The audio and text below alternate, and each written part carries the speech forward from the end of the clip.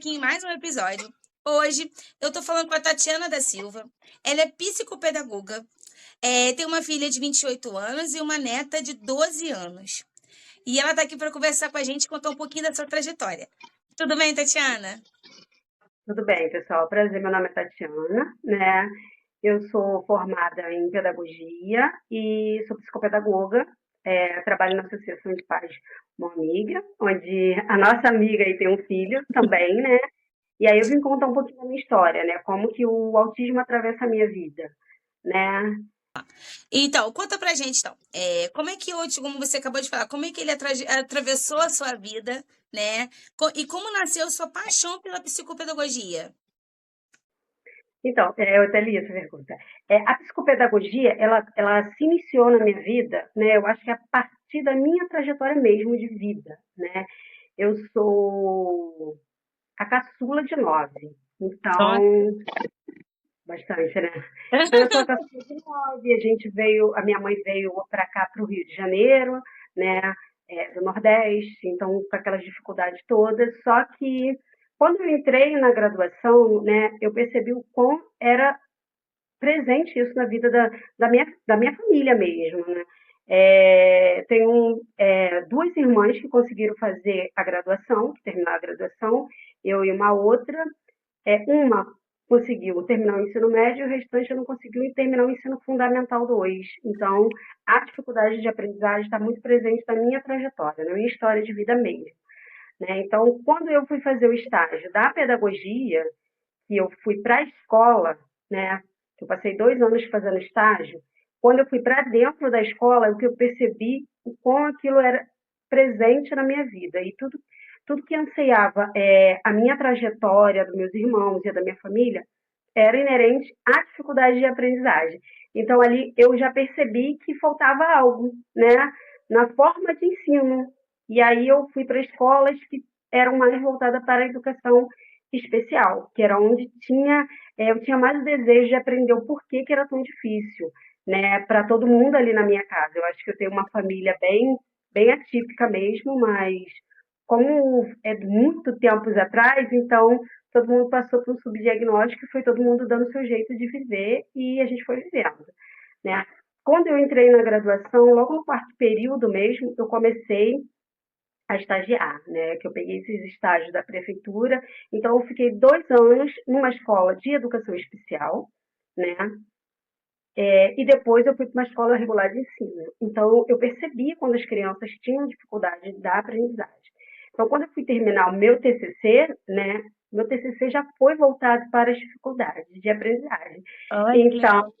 já saí dali, né, entendendo um pouco do que era dificuldades de aprendizagem, metodologias de ensino, que aí eu fui aprendendo que existem várias maneiras de ensino e aprendizagem, né, como que isso vai se constituindo na vida do sujeito. Então, essa trajetória minha de psicopedagogia, de me envolver na educação, né, voltada para o especial, busca minha, eu acho que isso foi uma busca minha inconsciente daquilo que eu precisava para me tornar um ser humano muito mais funcional e entender qual era a minha missão de vida mesmo, né? Qual é a minha missão aqui, né, como pessoa.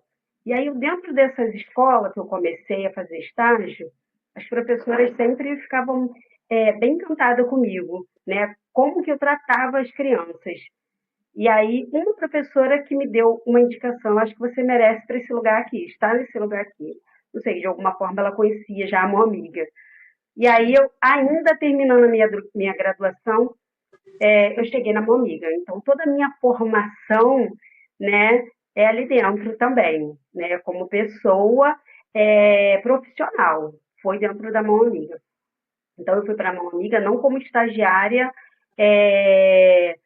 de graduação, mas eu fui como estagiária do programa Mão Amiga. Então, ali começou a minha trajetória com o meu trabalho, né? Que aí eu fui me descobrindo, né? Todas as minhas dificuldades, as minhas necessidades, né? Então, eu sempre digo para a Iranice, eu tenho que sair da mão amiga para sair do autismo? Ela diz, não, o autismo não vai. Porque quando eu cheguei na mão amiga, né? Eu tinha uma filha, minha filha tem 28 anos hoje, né? E a minha filha também foi uma menina que teve muito comportamento e eu não consegui manter a minha filha na escola regular de ensino, né? Por conta do autismo, não porque ela tinha uma questão de cognição, de aprendizagem, mas porque a questão dela era comportamental, né? A cognição social e emocional dela não acompanhava a aprendizagem. Então, a minha filha sempre deu muito comportamento para não ficar na escola. E em que momento que o autismo passou, assim, pela sua história e ficou, né? Ele passou e ficou, né?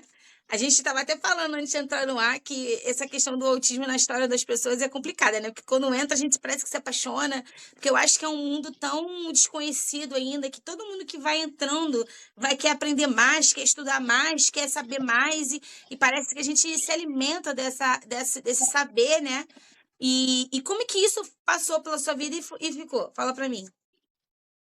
Então, eu acho que o autismo começou a fazer parte da minha vida assim que a minha filha nasceu, né? Porque ela já nasceu uma criança autista, mas ele existiu e tomou nome, né? E tomou forma quando eu cheguei na Mão Amiga, né? Eu cheguei na Mão Amiga vai fazer 11 anos já, né? Então, a minha filha teve toda a hipótese diagnóstica, né, possíveis, mas a gente nunca tinha chego ao diagnóstico de autismo, né? A minha filha sempre foi uma menina verbal, então eu escuto muito falar sobre autismo feminino, né, o maquiamento, né, como que é a dificuldade do diagnóstico, mas na minha filha foi diferente, porque a minha filha não era a menina que maquiava a boazinha, porque tem muitas autistas, mulheres, que a gente vê a boazinha, que não dá comportamento, que não dá trabalho, mas a minha filha sempre foi um furacão, a minha filha sempre deu muito problema de comportamento desde pequena. A escola para ela sempre foi um local de disfuncional, de ela chorar muito, tacar a cabeça na parede, sabe? Coisas que a gente vê hoje em dia, e aí a gente consegue ter um diagnóstico mais preciso. Mas na época dela não, porque a linguagem dela era muito boa, ela sempre teve uma linguagem excelente, né? Então ela não tinha problema de cognição, né? Os conectores cognitivos dela ia de acordo com o macro, mas o emocional dela não acompanhava. Então ela chorava muito para ficar na escola, ela vomitava, ela atacava a cabeça na parede, só que ninguém aceitava, né? Então ela teve muitos rótulos, a menina doidinha, a menina maluquinha, ela teve muitos rótulos, ela sofreu muito, né, para a gente chegar até onde a gente chegou. Esse comportamento que você está dizendo de vomitar, de bater cabeça na parede, quantos anos ela tinha? Era novinha? Ela começou com esse comportamento com 2 anos, né? Dois Com anos. 2 anos, ela já era aquela criança que batia com a cabeça no chão quando você dizia não. Então, ela já era cognitivamente rígida, né? E ela sabia o que ela queria, né? Ela sabia pedir, ela sabia falar. Então, a minha rede de apoio também não entendia aquilo, né? Porque minha mãe era muito mais antiga, né? Então ninguém entendia daquele autismo, né? Eu lembro que ela teve, né, uma hipótese diagnóstica na infância de esquizofrenia infantil. A minha irmã Nossa. era enfermeira na época e ela me deu um livro, né? E eu tenho esse livro guardado até hoje. É, e ela foi crescendo dentro disso, né? Mas um fator primordial para ela de ter comportamento era sempre pivô escola, né? A escola era muito difícil. E eu fui aquela mãe que não deixava ela chorar de jeito nenhum. Eu fui aquela mãe muito acolhedora, que fazia tudo que a minha filha queria, porque eu tinha muito medo desses comportamentos dela, né? Então eu super protegia ela demais, né? Eu fazia o que ela queria para que ela não desse aquele comportamento, porque aquilo era muito sofrido para mim, para ela também, porque eu percebia o marasmo de sofrimento. E não só o sofrimento, mas eu percebia o preconceito que a gente sofria e que ela sofria, porque ela Verdade. era uma menina metida que não falava com as pessoas na rua, era uma menina que dava comportamento, então as pessoas chamavam que ela era meio maluquinha, mas quando ela quer as coisas, ela sabe falar muito bem, porque ela sabe, ela tem essa desenvoltura mesmo para falar, né? E aí eu consegui manter ela na escola regular de ensino até o 7º ano. Dali para lá eu já não consegui mais, porque era muito sofrido, né? A gente acordava às 5 horas da manhã, era muita dor de barriga, ela passava muito mal, ela dava muito comportamento. Quando chegou nessa fase, que foi a fase da adolescência, eu acho que foi a fase mais difícil para mim, né? Da fase da adolescência para a vida adulta foi muito difícil para mim, né? E para ela também, Minha filha entrou num processo de idealização suicida, né? Depois do primeiro relacionamento que ela teve, tão grande, que foi quando eu percebi que eu não podia mais dar aquele acolhimento do jeito que eu dava, né? Porque ia depender de quem ela era. E isso que me ajuda, né, a entender mais. Então, ela passou pela fase da infância, dando muito comportamento, da adolescência para adulto, aí a gente começou a ter mais problemas de comportamento ainda.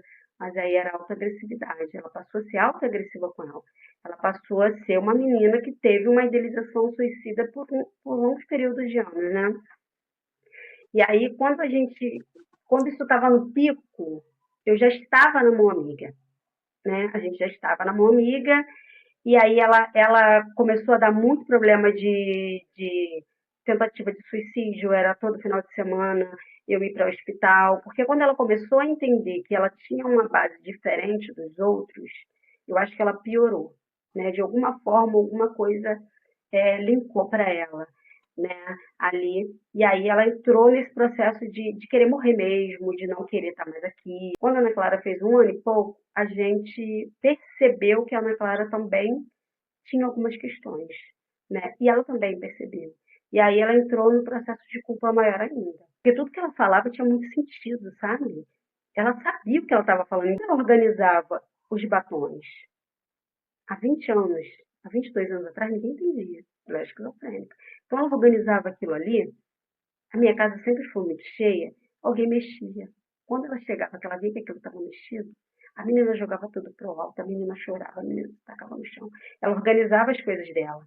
Então, eu sou a nona, né? Então, a casa da minha mãe sempre foi muito cheia, ela teve que estar em espaços muito cheios, né? Nesses espaços, o que é que ela começou? A trocar o dia pela noite.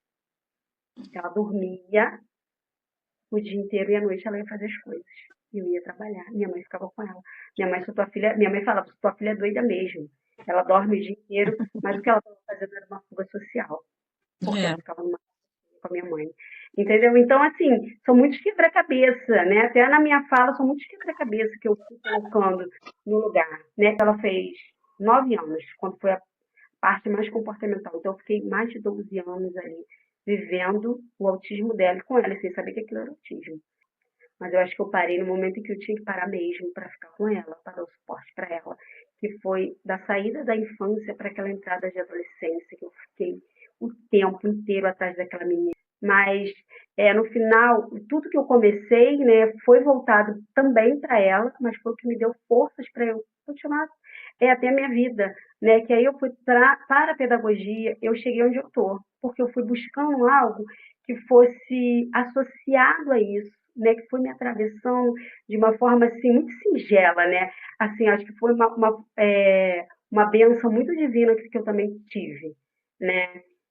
Que quando a filha dela começou a dar comportamento, ela estava com 2 anos e pouco. Então, ela também sempre falou muito. E aí ela pingava uma gotinha de água na roupa dela, ela chorava muito, né? Eu trabalhava, né? Elas passaram a morar comigo, éramos nós três para tudo, né?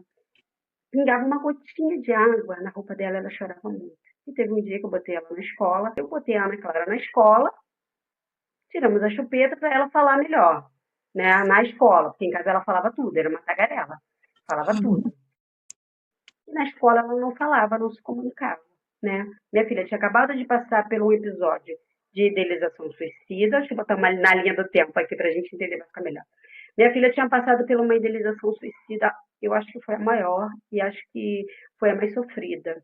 Eu sofri tanto, tanto, tanto naquele dia que parece que eu chorei tanto, tanto, tanto, tanto, tanto, que parece que minha alma subiu do meu corpo, né? Com aquela menina dentro daquele sanatório, querendo que as pessoas querendo que ela ficasse ali, né? Imagina. E aí tava eu e ela de mão dada, eu chorando tanto que o médico olhou para minha cara e olhou para dela e falou assim: qual das duas que é para ficar internada? Porque nós duas se parecemos muito, você viu, né? A gente se parece bastante. E os médicos olharam para Verdade. nossa cara e perguntaram: qual das duas que é para ficar internada? E assim, eu ali sozinha com ela, era muito sofrido mesmo. Aí eu olhei para a cara do médico, eu acho que eu ali me despertei. E ela também, né? Ela olhou para minha cara e falou: agora não adianta, mãe, deixa que eu fico, né?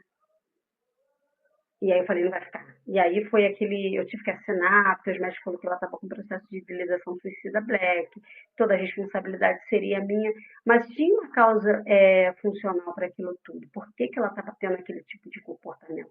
Não era um comportamento que surgia do nada, E você né? entendia isso, né? Eu entendia isso, né? Eu entendia isso muito bem, eu entendia ela muito bem, eu E entendo isso há ela muito quantos bem, anos? Há 10 anos atrás, né?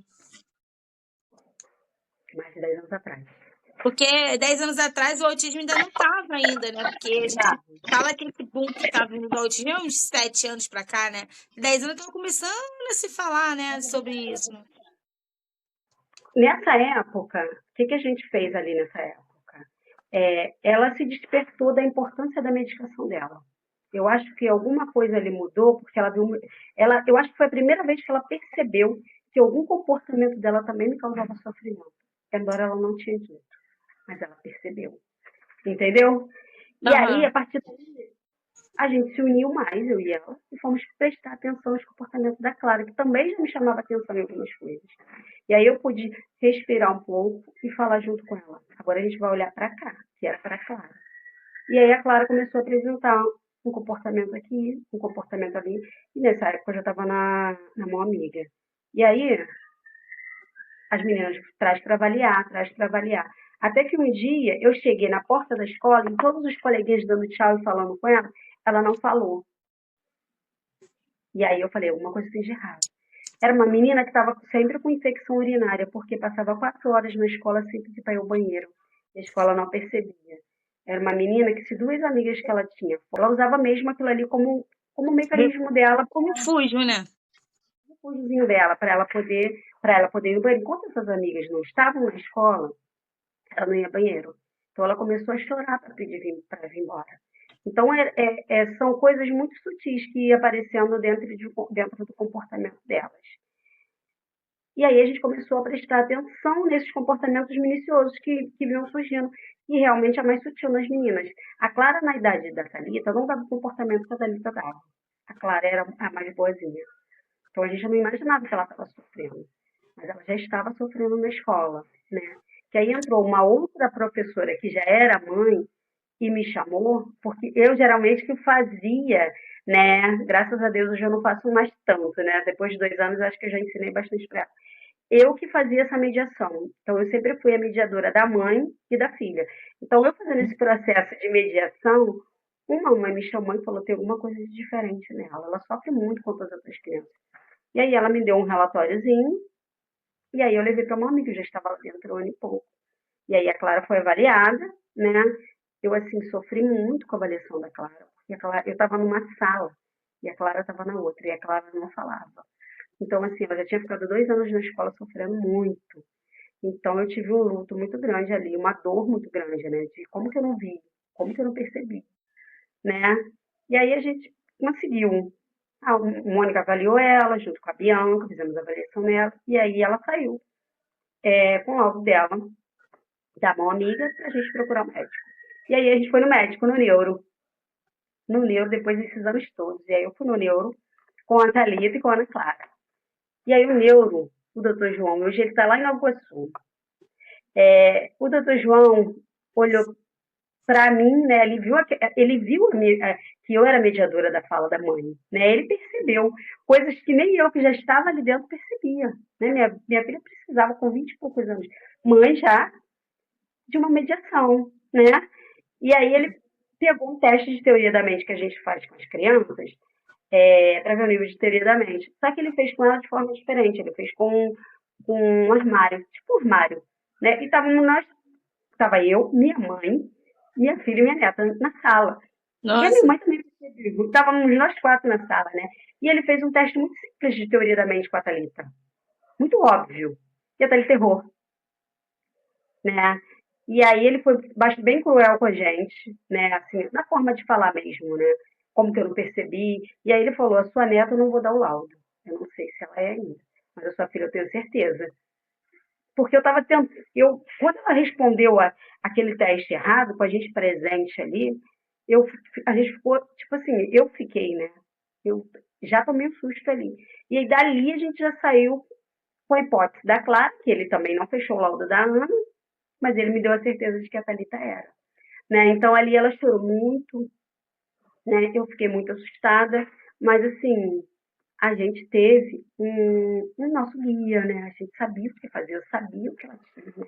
Então toda aquela falta de amor que eu achava que era isso, né?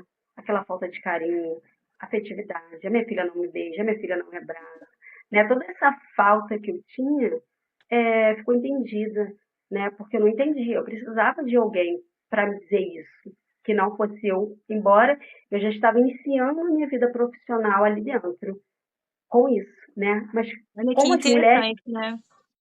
ainda era diferente. Então, a minha percepção como mãe era uma e minha percepção como profissional era outra. Embora o meu gatilho profissional já tinha me dado muitos indicativos do que pudesse ser, né? Porque eu comecei a trabalhar e ver essa diversidade do autismo na prática, não só na teoria, porque na prática é diferente. Interessante você falar isso, né? Porque a gente acha que, se eu tivesse um terapeuta na família, eu já tinha visto há muito tempo que. Olha como é que é interessante, né? Porque você está dentro de casa estudando isso, né?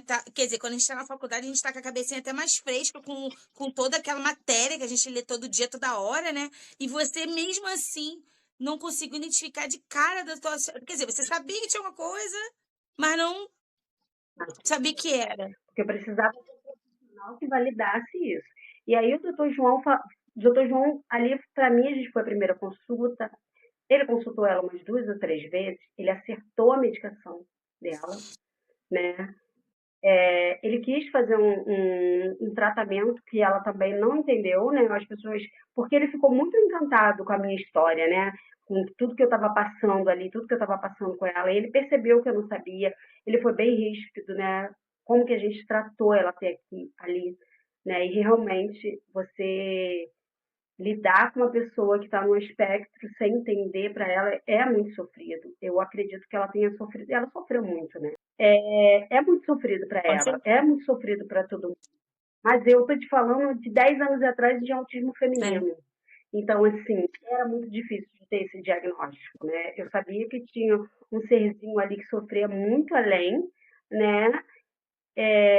Que precisava de apoio, mas a gente não sabia o que que era.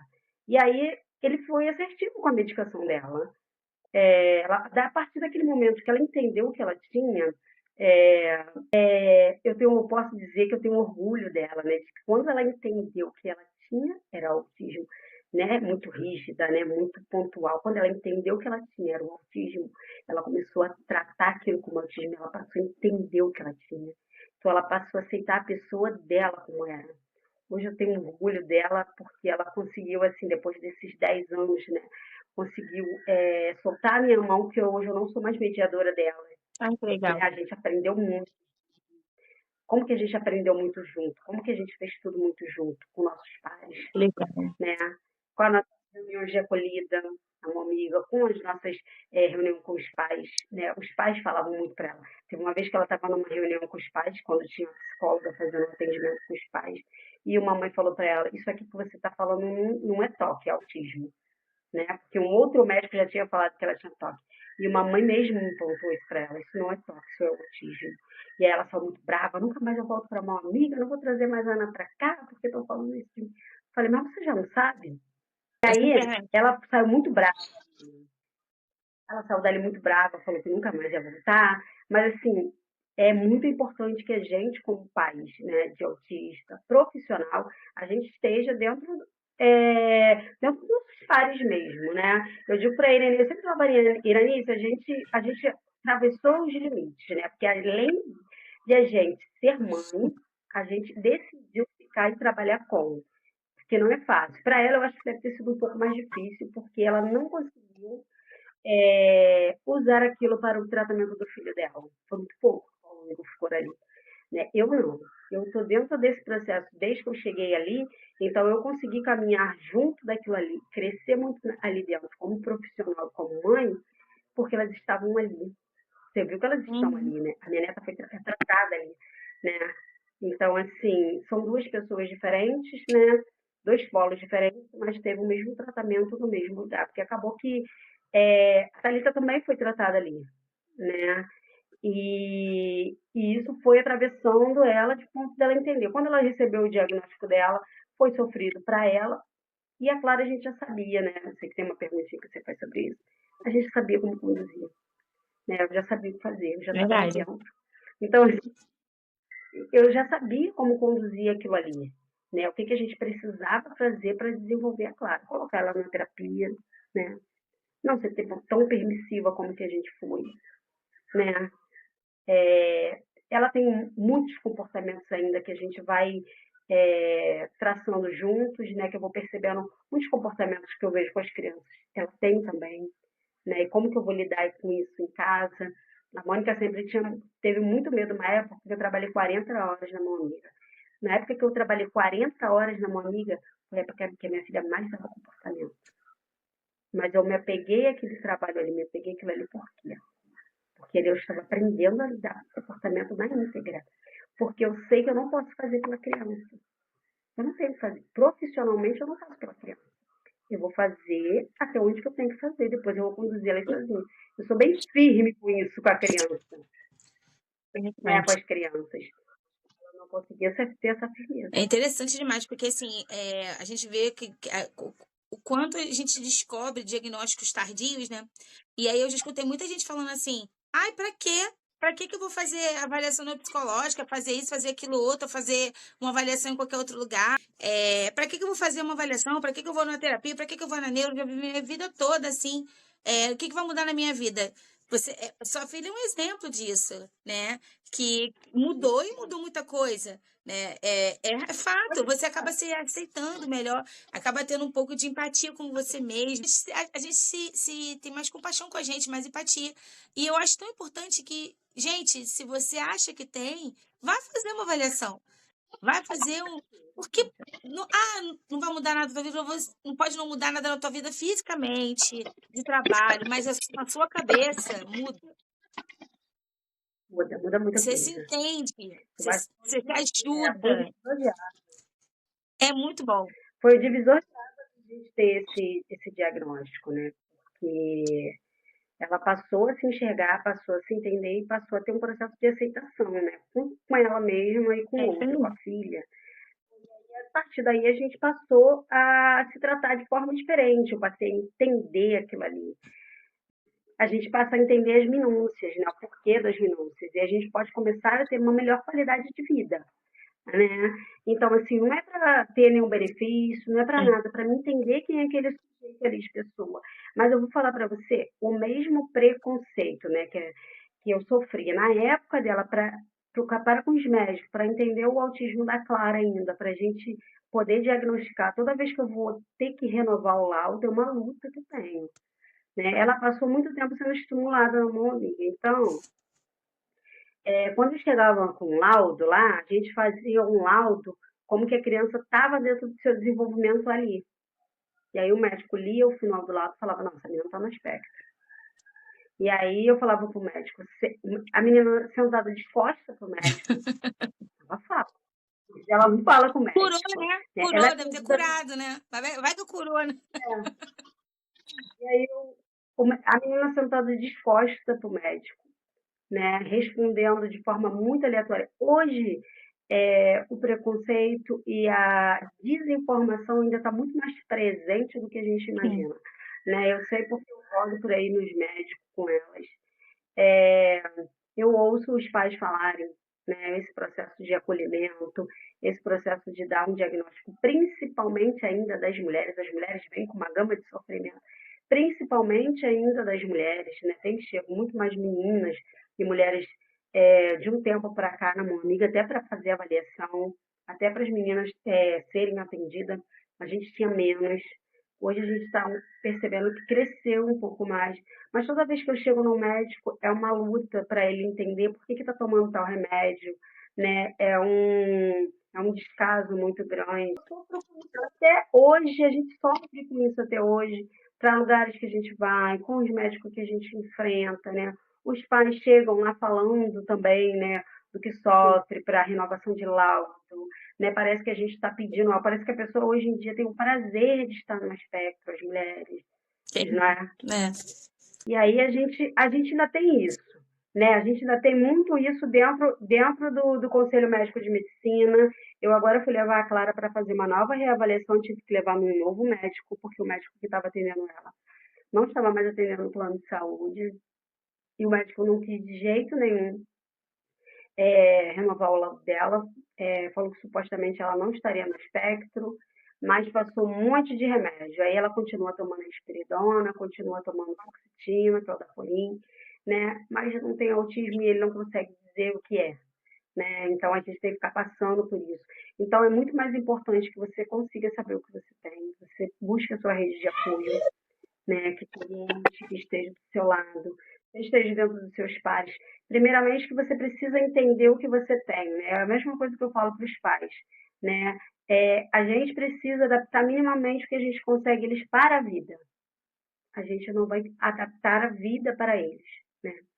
A escola é um espaço muito difícil de adaptação, é um espaço em que os autistas precisam estar, mas é um espaço de adaptação muito difícil. A minha filha só conseguiu ficar até o 7º ano, né, alguns anos atrás, não conseguiu ficar mais. A escola não tinha processo adaptativo. E hoje a gente luta ainda para a Clara se manter na escola. A Clara tem 12 anos. Mas a Clara já está há bastante tempo. Então, a nossa valorização do nosso trabalho voltado para o coletivo está a partir disso, né? A partir da cognição. Né? O nosso currículo é individualizado para cada criança, da aprendizagem, é diferente. Mas a cognição social e emocional, eu acho que é o que mais, né, que mais cria barreira para o autismo, né? Estar com os pares da sua idade, né? Conseguir se manter dentro daquele espaço. Hoje, a Clara está vindo com uma gama de dificuldades também, né? Depois de 10 anos atrás, né? De se manter no processo de escola. Mas ela já está trabalhada e ela sabe o que ela precisa fazer. Então, tem estereotipias que eu falo para ela, isso aqui, se você fizer na escola, ela é verbal, elas são verbais. Mas ela não se comunica muito através da fala, principalmente em lugares externos. Né? Ela atendida na mão amiga, ela está numa sala e eu estou na outra. E isso me angustia demais. Porque eu não ouço a voz dela. Né? Eu não ouço a voz dela de jeito nenhum. E ninguém ouve. Então, assim, ela fala muito pouco. Então, na escola, ela também tem muito pouca voz. Né? Ela fala muito pouco. Então, tem estereotipias que ela precisa fazer para se regular, para se conter ali dentro. Eu acho que ela vai se manter mais tempo porque ela sabe como é que ela tem que se comportar. Ela tem modelo de comportamento no momento. Então, ela é ensinada como é que ela deve se comportar. Ela está no 7º ano, no mesmo ano, que isso foi incrível para mim, né? Foi dificílimo para ela e para mim também. Né? Ela está no mesmo ano que a mãe dela não conseguiu mais ir. 12 anos, início da adolescência. Né? Esse foi o pivô dos comportamentos totais. E ela não, ela já sabe. Ela até gosta de ir para a escola, mas ela sabe o que ela precisa fazer. Ela sabe como é que ela vai se comportar. Então, ela tem um preparo para estar ali. Então, ela tem estereotipias que ela pode fazer. Tem estereotipias que, se ela fizer, a gente precisa também dar para eles soluções para que eles possam, né, essa autonomia. Porque ela está percebendo o ambiente. E, embora ela não fale e ela não se comunique, muitas das vezes, como esperado dentro daquele espaço, ela está ali e ela sabe o que está acontecendo. O problema é que as pessoas socialmente não sabem. Né? Às vezes, até eu já passei muito com isso com a Thalita, mas, claro, eu não vou passar mais por esse engano. Né? Então, assim, não vou. Porque às vezes você fica assim, ela está entendendo ou não está, ela sabe ou ela não sabe, mas ela está sabendo o que ela está fazendo. Então, você está dentro do espaço coletivo. Essa semana ela falou para mim, eu queria fazer só uma amiga da minha idade, mas eu não consigo. Isso é sofrido, porque ela está em outra fase, né? 7º ano, então as crianças estão muito mais. Tem uma parte ali da teoria da mente e na cognição social do autismo que eu acho que ele fica dentro de um atraso, principalmente da delas, né? Porque eu trabalho com autismo, sou especialista em autismo, mas cada um vai ser especialista no seu filho. Eu já vi você falando isso várias vezes no Eu seu uso sempre podcast isso. aí. Que vocês falaram, e eu Isso falei, é real, a gente é especialista neles, não tem é como. real. Você que vai me dizer, né? Como mãe, você vai chegar na instituição e vai me dizer, olha, eu acho que é essa área que está mais em déficit, a gente precisa trabalhar. Porque você é especialista. Você sabe o que o seu filho sofre ou não, o que ele precisa, né? Por isso que o nosso trabalho é tão bonito. Eu sou apaixonada pelo meu trabalho, eu amo o meu trabalho, Claro. né? Eu encontro pessoas que trabalham com a gente 10 anos atrás e falam, cara, você ainda tá na mão amiga. Mão amiga é uma formiga dentro desse universo, mas é uma formiga que funciona, né? Funciona para mim, funciona para crianças que estão ali 10 anos. Então eu tenho muito amor e muito apego, né? As pessoas perguntam, vocês ainda funcionam? Você ainda está ali? Eu falo, ainda estou ali. E a gente vai desbravando, né? Porque quem está ali sabe qual é o sentimento, qual é a sensação, o que a gente faz ali, né? A gente vê em N trabalhos por aí, né? Eu posso falar de N trabalho, né? E eu vejo na internet coisas assim que me deixam megamente assustadas, né? Porque eu sou mãe e eu queria que tivesse em outro lugar que tratasse a minha filha e a minha neta exatamente como são tratadas na mamãe. Exatamente Verdade. com esse olhar subjetivo, com esse olhar para o humano, né? O que esse ser humano precisa, o que esse ser. Porque conteúdo ela vai aprender na escola, mas relação não. A escola tem tanta coisa para fazer. Eu sei que é difícil, mas a escola teria tanta coisa para fazer antes de aprender a ler e escrever. Né? Tem tanta coisa que a gente pode ensinar para uma criança. É, às vezes sentar de frente. Eu vejo umas terapia aba que passa aí na televisão. Tem uma tem evidência que a terapeuta está sentada descosta para a criança, segurando a mão da criança para a criança fazer um encaixe. Eu fico assim, ó, cara, eu quero alguém que vai atender a minha filha descosta para ela, segurar na mão dela para ela encaixar, né? Precisa ter relação com o outro. A prioridade é relação. Porque você pode não ter, né? Você não pode saber ler e escrever, mas se você tiver uma relação com o social, você consegue fazer qualquer coisa. É Entende? muito importante, né, esse olhar que você está trazendo aqui, que não é só da mãe, sim da mãe e da avó, né? E também da mãe, da avó e da profissional. Porque são olhares diferentes, né? É, o que que você acha sobre o papel dos avós no desenvolvimento da criança? Porque assim, a gente tem muito costume de falar, desde que eu me entendo por gente, eu escuto isso, né? Que a avó é para estragar a criança, que a avó é para fazer todas as vontades, para dar doce, para dar isso, para dar aquilo. E você, como vó, né, e terapeuta também, né? Que você fala pra gente sobre isso? Para mim vai ser muito difícil não entrelaçar, né? Hoje eu sou mais avó, né? Porque minha filha conseguiu seguir a vida dela lá, né? É assim, hoje eu estou um pouco mais orgulhosa da avó que eu sou, né? Porque eu já fui uma avó, essa avó aí que, né, que estava num caminho sem poder, né? Porque elas moravam comigo, né? Então, para mim era muito difícil. Eu queria sempre ceder um pouco mais para Clara, né? No que eu poderia.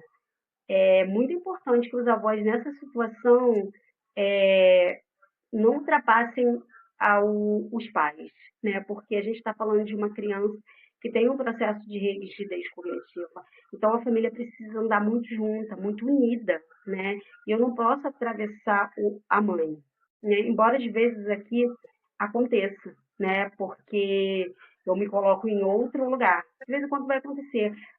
Acontecia, na verdade, né? Hoje não acontece mais. A gente teve um episódio aqui que eu não sei se quando eu entro nesses episódios, né? Eu tô sendo a mãe, né? E aí eu se misturo, eu não sei se eu estou sendo a mãe, tentando ser avó, tentando ser terapeuta, porque tem momentos que isso surge, né? Tem muitas crianças que chegam pra gente, né, com muita dificuldade de banheiro, né? E a Clara já grande também, né, com essa questão de banheiro, de criança. E eu acho que não é motor, é uma rigidez cognitiva mesmo, é da cognição. Porque se minha mãe sempre faz assim, ela tem que fazer todo dia. Então tinha dias que ela se irmava com um. Então teve um dia que ela falou, hoje é dia da avó, me limpar. E assim, sempre quando eu vou trabalhar um comportamento com elas, tem que estar bem. Né? Eu sempre falo isso para os pais, né? O dia que você quiser tirar para trabalhar um comportamento específico, esteja bem. Esteja um dia calmo. Porque, às vezes o que acontece é o contrário. O contrário nunca dá certo. Então, o banheiro dela, ela não tem higienização dela sozinha, mas ela não tem coordenação motora nenhuma. Então, eu estou dizendo de uma mãe, de uma filha, que estão no aspecto. Então, é muito difícil, né? Então, a mãe vai também manter aquela rotina de padrão. E aí, a parte do banheiro, foi um dia que eu cheguei bem, e ela falou, hoje é o dia da avó. Eu falei, não, hoje você vai fazer isso sozinha. e a mãe, né, ficou assim muito assustada. Na mão, amiga, você não trabalha sempre, sempre ouço isso, tá aqui. Na mão, amiga, você não trabalha, mas hoje eu tenho que trabalhar esse comportamento aqui. Porque quem tem que fazer esse trabalho às vezes é a família, né? E aí, hoje você não vai mais, né? E aí ela quebrou meu banheiro inteiro. Ela quebrou meu banheiro inteiro. Mas ela deu um comportamento que ela subiu. Acho que foi um comportamento, o último comportamento mais difícil que ela deu, né? E aí eu tive que retirar a mãe um pouco é, de circuito e eu fazer aquele papel ali, né? Como vó. Eu acho que ali também não fui. Ali eu fui avó, uma avó mais um pouco mais incisiva. Mas assim, eu acho que os avós, né, o papel dos avós é dar o apoio, né? É estar ali porque a gente percebe que muitas crianças são criadas pelos avós, né? Os avós estão mais juntos às vezes, né? Mas a gente não pode passar o limite dos pais. Hoje eu consigo fazer isso, É, tá? É a sua quando mãe a avó primeiro. não é a mãe, né? Porque a gente tem casos da mão amiga, que a avó é a mãe, né? Tem muitas. Tenho muitas vozes que são É. mães, né? E eu acho que cheguei a uma fase que eu também estava misturando dentro disso. Hoje eu não faço mais, né? Porque eu sei que é importante para que elas se desenvolvam juntas, né? E que elas aprendam isso juntas. Então, eu estou ficando menos com elas, né? E isso para mim foi muito difícil, Mas isso é bom né? para você também, né? Que você também já passou por essa fase, agora é a hora dela passar, né? Então você tem que passar esse É hora dela. bastão para ela, né? Porque a gente tem que aprender também, né? Vocês como voz. Aqui em casa, eu sempre trabalhei, eu parei de trabalhar em agosto. Eu parei de trabalhar em agosto, então, assim, meu filho ficou muito com a minha mãe e com a minha sogra, durante esse período que eu trabalhava, né? Mas eu sempre fiz muita questão de resolver tudo dele. Eu não deixava ninguém resolver nada. Médico, era eu que fazia, marcar as coisas. Eu que falava com as terapeutas, eu falava com as terapeutas assim. Não fala com a minha mãe nem com a minha sogra. Fala comigo. Até porque vira um microfone sem fio. Porque uma pessoa. Né, eu entendi assim. Aí quando chegava pra mim, nossa, já chegava tudo totalmente trocado. Então eu falava pra elas assim. Na hora que for entregar, pode até falar alguma coisa com elas lá, mas quando tiver que dar um recado certinho, dá pra mim ou pro pai, porque assim, para não virar esse microfone sem fio. Então eu sempre tive muito esse cuidado de não passar essa responsabilidade para elas. Porque eu acho que elas era o papel delas ficar com ele durante o meu trabalho, mas não era o papel delas a responsabilidade no geral, vamos dizer assim, né? Era uma responsabilidade de ficar com ele. Então, assim, médico eu que marcava, e aí quando tinha que ir, eu dava o meu jeito e ia no médico. Só no dia a dia, na terapia, elas que levavam. Porque eu acho importante isso, porque elas já tiveram o tempo dela de criar os filhos e ter quando você idealiza esse neto, já idealiza o neto que você vai paparicar. Aí quando chega o neto atípico, quebra com isso para elas, né? Então, assim, aí eu tinha muito esse cuidado de não deixar elas ter essa sobrecarga, sabe?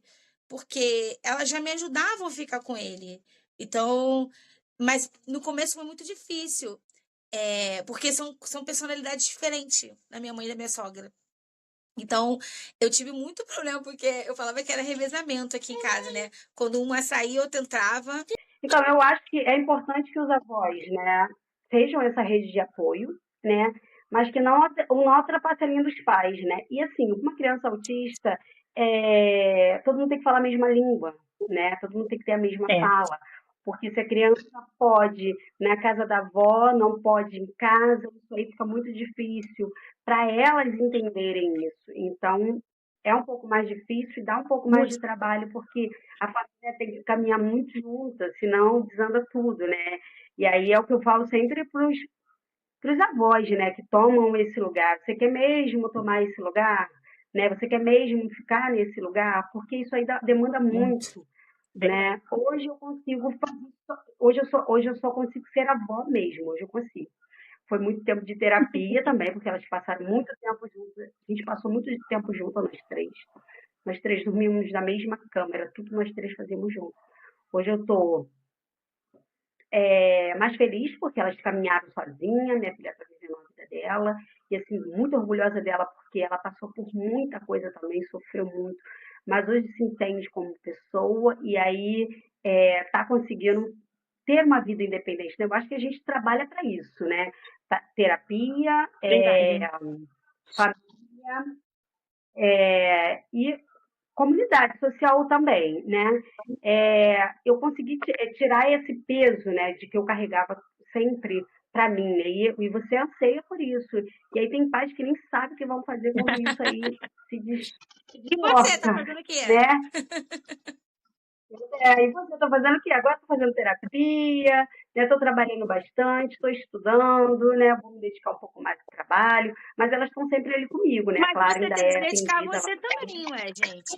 Então, acho que tem trabalho, terapia e uma dança, um cinema, um Uma teatro, uma academia, academia. uma academia, é isso aí. Tem que fazer também. Aí agora tem, não tem nem um ano, né, que a minha filha foi viver um relacionamento e tá um pouco, tá mais independente, né? É o que a gente faz para a criança é isso, né? Dar cada vez mais. É dar o suporte só até onde a gente precisa, até onde eles precisam. Porque tem muita coisa que depende da família, mas também tem muita coisa que depende deles, né? Que a gente precisa até manter essa caminhada. Muito sujeito você vai dar um suporte físico e depois você vai dar uma modelagem até que você consiga estar saindo, né? Seu filho está cada vez mais que ele vai conseguindo dar um passo sozinho, Verdade, é quando está dando certo, né? Meu filho está caminhando sozinho, então não está dando certo, verdade. né? E para a gente entender isso como mãe, como família, é difícil, É. né? A gente tem uma gama de família que chegam lá com disfuncionalidade, né? Que a gente precisa ir caminhando junto mesmo. É importante, né? A gente ter essa caminhada junto com pares, né?